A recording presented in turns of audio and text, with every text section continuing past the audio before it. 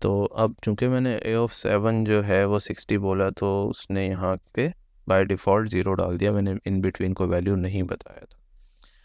तो अब इसी तरीके से अगर मैं ये कहता हूँ कि ए ऑफ दूसरी रॉ और 7वां कॉलम या चौथा कॉलम, इसकी पोजीशन को 45 कर दें, तो अब इसने पूरी दूसरी रॉ क्रिएट कर दिया और जिस पोजीशन पे बताया था सिर्फ उस पोजीशन पे उसने वैल्यू दिया, बाकी सारी वैल्यू 0 कर दी, क्योंकि उस मैट्रिक्स के लिए रेक्टेंगुलर होना ज़रूरी है।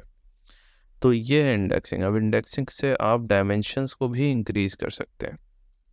तो ये बड़ा पावरफुल टूल है इंडेक्सिंग, जिससे मैट्रिसेस की डायमेंशंस को चेंज किया जा सकता है। जैसे मैं एक 3D मैट्रिक्स भी बना सकता हूँ।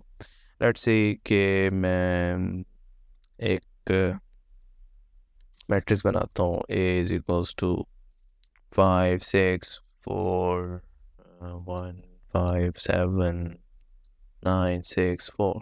ये कोई 3x3 मैट्रिक्स बना लिया मैंने। अब मैं कहता हूँ कि B में A की वैल्यू डाल देता हूँ, ठीक है, लेट्स सी के। और B को मैं कहता हूँ, बल्कि नहीं, B को मैं कहता हूँ कि 2 टाइम्स कर देते हैं A को। अब अगर मैं A ऑफ 1 को एक्सेस करूँगा तो वो पहली वैल्यू आ जाएगा। A ऑफ 5 को एक्सेस करूँगा तो 5वीं वैल्यू आ जाएगा, जैसे ये बीच वाली 1 2 3 4 5, ठीक है। अब अगर मैं ये कहता हूँ कि A ऑफ लेट्स से 2, 2, तो दूसरी रॉ दूसरी कॉलम की वैल्यू तो आ गई, या कोई और अगर वैल्यू एक्सेस करता हूँ तो वो आ जाएगा।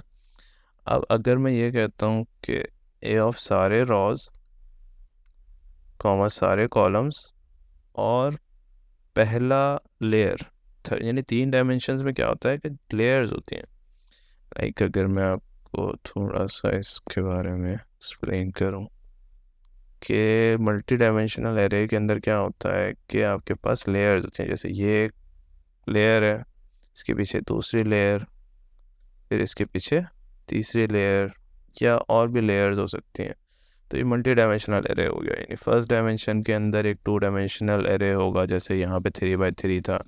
अभी हमने लिया कि क्या लिया हमने कि भाई 1 4 5 समथिंग, जो भी 2 डायमेंशनल एरे। तो अब दूसरी लेयर है, फिर तीसरी लेयर है, फिर चौथी लेयर है, तो ये मल्टी डायमेंशनल एरे इस तरीके से क्रिएट होता है।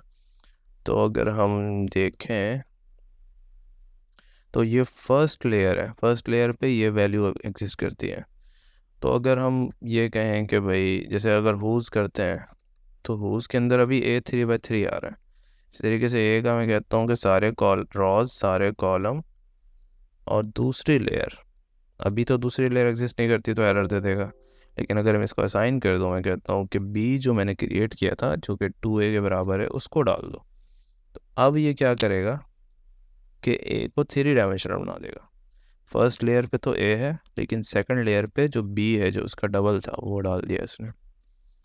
तो अब अगर मैं हुज करूं तो ये A जो है वो 3 डायमेंशनल मैट्रिक्स बन गया है। इसी तरीके से अगर मैं कहता हूं कि A ऑफ सारे रॉज सारे कॉलम और थर्ड लेयर पे कुछ डाल दो, लेट से B डिवाइडेड बाय 10 डाल दो, तो अब इसने क्या किया कि पहले लेयर पे तो A ही है, दूसरे लेयर पे जो B को हमने डाला था जो कि A मल्टीप्लाई बाई 2 है, थर्ड लेयर पे वो डिवाइडेड बाय 10 आ गया। इस तरीके से हम मल्टीपल लेयर्स क्रिएट कर सकते हैं और मल्टी डायमेंशनल एरेज बना सकते हैं बाय यूजिंग इंडेक्सिंग। यानी इंडेक्सिंग से आप ना सिर्फ जो है एक्सेस कर सकते हैं एरे के एलिमेंट्स को, ना सिर्फ चेंज कर सकते हैं, इवन मैट्रिक्स की डायमेंशन को भी चेंज कर सकते हैं। और 3 डायमेंशनल मैट्रिसेस बनाने का एक बहुत अच्छा टूल है।